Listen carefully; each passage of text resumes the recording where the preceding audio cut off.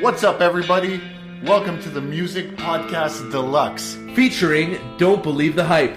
And we're about to blow your minds. Whoa, Muk. Let's lay it back a bit. Thanks, Dre. Where would I be without you? Representing Montreal, Canada, we're coming to you straight from the DBTH sound room. Damn, that sounds tight. But you know we're sitting on the couch, right? So join us every episode where we're going to be talking about concerts, records, experiences, and everything in between. Stay a while and let's make some time for music.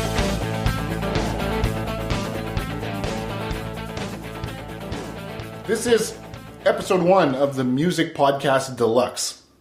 And we are coming to you from the DBTH sound room. Representing Montreal, Canada. We're going to give you guys an idea of who we are.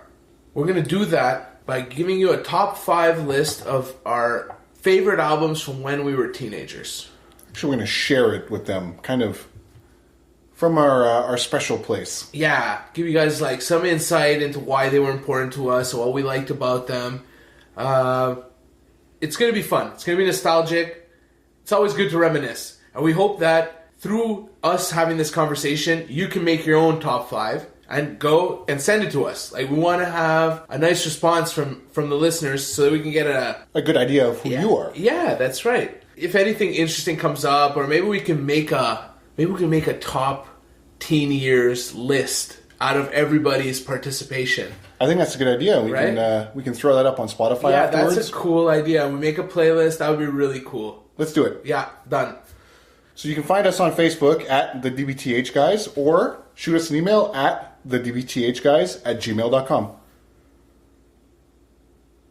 Now, before we get into the top 5, I just wanted to mention something. Rockfest made a couple announcements last week. That's right, they did. Right? Yeah. And the first announcement was that The Offspring was going to be headlining.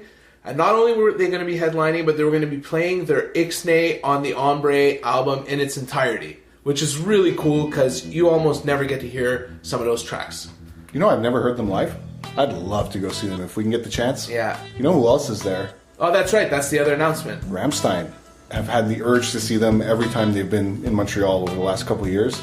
And, you know, they show up here and there, and I think the last time they showed up at the Bell Center, and I just missed out on tickets, and then I kind of waited. Yeah, there's sometimes a band just eludes you, eh? But Rammstein's on your top 5 list. Absolutely, their first album is. Yeah, so we'll get into that later. We do want to give them our top 5. Dre, why don't you start? Top 5 albums from my teenage years. So we're talking end of high school, late 90s, early 2000s. Okay? Our rule was that though the album had to come out in one of those years to make the list, right? Yeah, it couldn't have been a little bit later. No. That'll be for another time because I think we discussed a lot of music together that we were introduced to that can't really qualify for this list because it's such a different life period. Absolutely. And also, we're definitely going to touch on the part before the influence our parents' music gave us. We're not talking about that either. So we're just talking about those late 90s, early 2000 years. That earlier music is a whole other discussion, my friend. It'll be a whole other podcast. Whoa. Yeah, that's a whole I don't even know where to start. I'm gonna have to do a lot of research on some of this stuff and dig up some tapes, I think. So, top 5 teen albums. Where to begin? I'm going to bust out my list here. Hold on. I'm going to get this sorted. No, we're organized here. The Music Podcast Deluxe is an organized machine. See, the problem is, you took it on that phone. Yeah. I got them in front of me. Yeah, you got the scriggly, scraggly notes. I took it on my phone so that I can share it with you productively. Mm-hmm. Okay? What are you going to do? Fax that to me? I may. I don't own a fax machine. I can do a fax that ends up in an email in your inbox. First album I'm going to mention, Goldfinger, Stomping Ground, released in 2000. Goldfinger is driven by their live show. You can listen to the album. I think I've seen them 3 or 4 times. When you see them live, you get a whole new experience. I'll give you a couple anecdotes, okay? Mm-hmm. Goldfinger was touring Warped Tour, okay? To give you an idea how awesome these guys are. John Feldman, lead singer, definitely frontman of the band. He is constantly moving, jumping, dancing around on stage. He has the sickest stage dive I've ever seen. I'm at Warped Tour, big outdoor show. I'm in the front of the audience, but I'm still about 10 people away from the rail. And then there's a big gap between the rail and the stage. Doesn't this guy with his guitar get a running start, jump off his monitor, jumps clear over my head, and lands very close behind me? Are we talking about like a 10-foot gap here? Yeah, there's like a lot of space. Honestly, in my head, thinking back to it, it seemed like ridiculous to even think that he could do it. Like, it was, I as he's running, I'm like, oh my God, he's going to fall in the gap. And not only does he clear the gap, but he clears me. So I held him, and we pushed him back to stage. And one of their shticks was that every single show, the drummer was this big goofy guy. He was awesome, like super funny guy. He would come up in front of the stage, pull down his pants, and you would see he's wearing a thong, and he would ask somebody from the audience up onto stage. He would unwrap a Twinkie, stick the Twinkie between his butt cheeks, and have the audience member bite the Twinkie out of his ass. And then everybody would cheer, and then he would take the rest of the Twinkie that's remained uneaten and eat it himself. That's quite classy. Yeah, I don't know why you would run up on stage and bite a Twinkie out of a sweaty man's ass. But it's halfway through the set. This guy's been playing drums for 45 minutes at this point. He's sweaty. He's a big, sweaty man. Album number 2. This one's just so heavy. Refused, Shape of Punk to Come. It was released in 1998.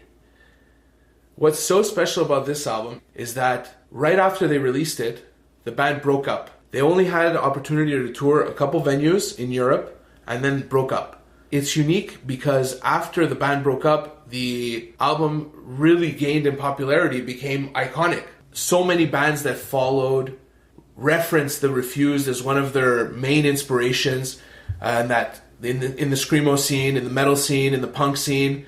This is the album you made me listen to, right? I had not heard it before I heard it at your place. Yeah, I just picked it up on vinyl, and we spun it at a few weeks ago. Dude, that was a sick album, and I've never heard it all the way through, and I really, really, really enjoyed it. It's really cool, eh? Yeah. I know.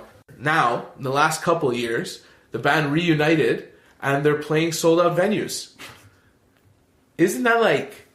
It's completely counterintuitive. Like, they just disappeared for 15 years, and all of a sudden, everybody loves the album, and they're selling out Metropolis. Number 3, Glassjaw, Worship and Tribute. Mm-hmm. Another heavy album, another album with a whole bunch of screaming, although the singer himself has such a cool, unique voice. For me, he's my favorite part of the band. I've even followed him through his other bands that he's been working with. What I found so cool is when the second time I saw them, they played a really small venue, and on stage, rather than all of them face the crowd, they faced each other. It felt like a jam session, like you were watching something cool, like personal. Sick. That's really, really cool. Yeah.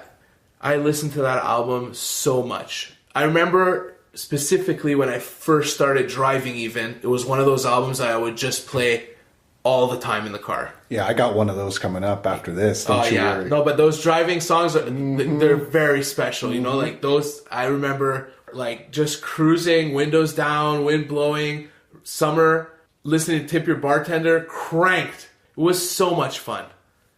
Number 4. This one is super, super important. Rage Against the Machine, Battle of Los Angeles. Oh, yeah. You're a huge Rage Against the Machine fan, so I know you can understand me straight up. Mm-hmm. 1999, this album was released. And for me, the really, really important part of this album, aside from the incredible musicianship, aside from Tom Morello playing his guitar like a DJ scratching records, aside from all that... There's nothing wrong with what he does. It's fucking incredible. No, but that's what I'm saying. Yeah. I'm saying, aside from all that incredibleness, Zach, one of my favorite MCs, opened my eyes to the world of hip-hop.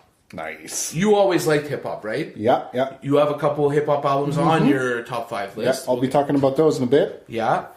But as me, when I was a teenager, I hung out with people that thought rap was garbage music, and I followed suit. You know, you're an impressionable teenager. You don't even give certain things a chance when you really should. Rage Against the Machine came around, and they blended hip-hop with rock and made it much more familiar to me. And after that, then I was able to explore all kinds of hip-hop. So for that reason, they really have a special place in my heart.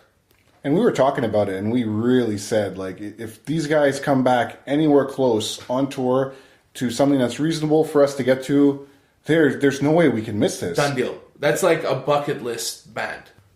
Last but not least, number 5, Jimmy Eat World, Bleed American. That came out 2001. It was just such a successful alternative rock album.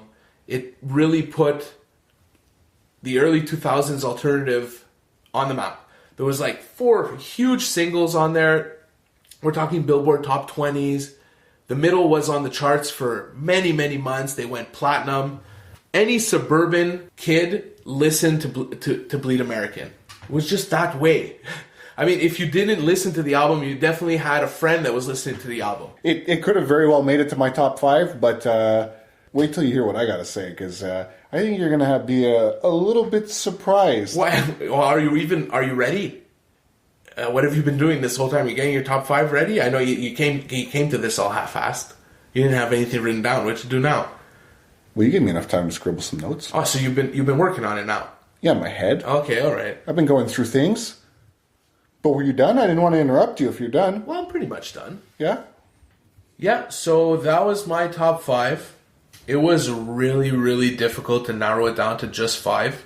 I had about 20 when I started. But the 5 I chose, I feel, really represent the rest. Your pop punk style, ska with Goldfinger, and then the heavier stuff, Refuse, Glassjaw, the more alt rock, Jimmy Eat World, and that intro to hip hop with Rage Against the Machine's Battle Los Angeles. Those are the right 5 to put in the top 5 list. So now Muk is up. He's been scribbling some notes. He's been working on something very hard. I see sweat. I'm not sweating. No. That's not sweat. That's not sweat at all. No, that's not sweat. At all. All right. So it's my turn. And I sat here pondering while you were kind of doing your top 5 how I was going to open.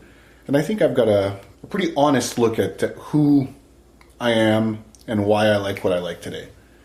I feel like when I was doing the transition into high school, I didn't really have music outside of what my father listened to.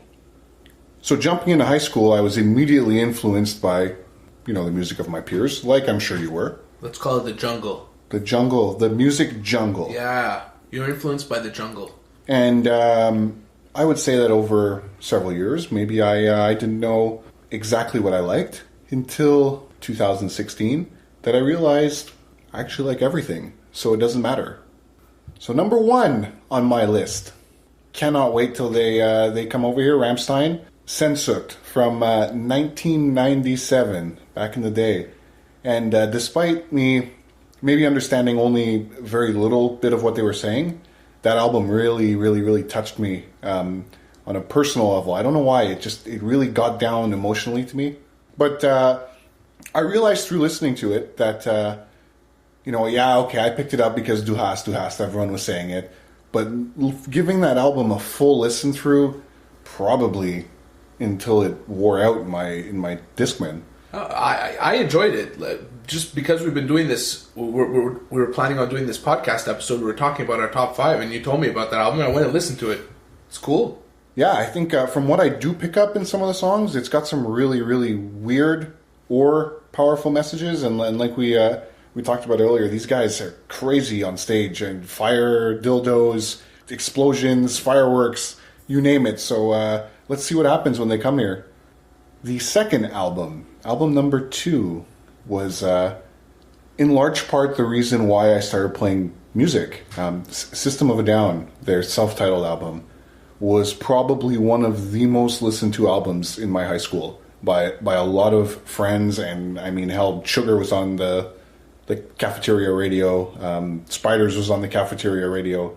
And that's so cool. That never happened in my high school. Really? Never. No, that's from 1998. Those were some of the first songs I learned. And a funny story, when I had first bought my bass, I didn't know what I was doing.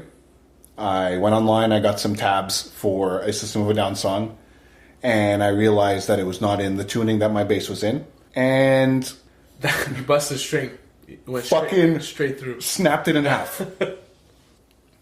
Album number 3, Eminem, Slim Shady LP. I have listened to that album so many times that I've memorized it almost front to back. And that is the reason, along with some other artists, let's not leave out, maybe guys like Wu-Tang Clan and stuff, but this is about Slim Shady LP. Yeah. Is the single reason why I am in such a maniac with rap at this point. There's obviously a lot of influencers there, but there's just something about Slim Shady that really got to me at another personal level. Look, I got into the album a lot later than you, but even for me personally, Eminem is just a lyrical genius. So I could totally understand you being like, memorizing the songs and getting captivated by it. And I was going through such a transitional phase too in my life, and especially in high school, that it just fit. It fit the time. It fit who I was. It fit what I was supposed to like. My friends liked it. You weren't the only one, man. I think that's why he was so successful. And then right after that, my 4th album, 2001. The Chronic. Dr. Dre, you know it, man. That album makes me think of all the hours I spent playing games with my buddy. Oh, man, we listened to that non-stop. And some of these, like I said, a lot of these albums have been just kind of ones I put in and I would stick to them for the year, man. And this is another one that I almost know front to back, and you'll have to quiz me on that eventually. Hey. And my final album number 5, 2002, Queens of the Stone Age, Songs for the Deaf. Oh, man. Honestly, like, not when I was a teenager, but this album is in my top albums ever. I love it. I just didn't love it when I was in the early 90s, late 90s, early 2000s. For some reason, it's one of those bands, man, that I love every album. And it sucks because I can't find a good copy of Queens of the Stone Age on vinyl without, paying a crazy price for it online. Okay, but you love... I know you're a huge Queens fan, so you have all the albums, right? Except for Songs for the Deaf on record, because it's so hard to find. But were Songs for the Deaf the one that started it all for you? Yes, absolutely. Absolutely. And I think since hearing Songs for the Deaf back then, I believe I've been to every Queens of the Stone Age show in Montreal. Yeah, including the one we went to together when they opened up for... Nine Inch Nails. That's correct. That's a story for another time. Exactly. So these guys were kind of the bridge out of hip-hop and metal for me. Just kind of opened up the floodgates for different types of music and for going out there and just kind of listening to whatever I fucking felt like, And that was pretty much at the time when music was becoming more and more accessible for us. Napster. That's right. And then Wait, let's name a few of the old schoolers. Napster, LimeWire. Yeah. Kazaa. Morpheus. Off the top of my head, that's all I got from the old school. You know what? I did find a copy of Queens of Stone Age. Little did I know of Songs for the Deaf. Unfortunately, it was a bootleg, so I paid like $95 for it. Had it shipped over here, and it sounds like trash. But look, it's bad, but it's not. At least you can throw it on the record player. You know what I mean? So I think that's a pretty fair transition of my musical history from '97 and onwards. They're all great albums. But let's talk about something a little more recent right now. What have we had stuck on repeat? Oh, you're talking about doing our master track. Is that you're sneaking in the master track? That's the right in there. Oh, but let's do it. Yes. Welcome to the Master Track, where Muk and Dre talk to you about a song they just can't seem to take off repeat.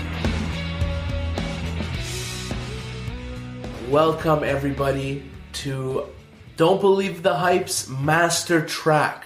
Now this week we're going to talk about a song from a band from Brooklyn, New York.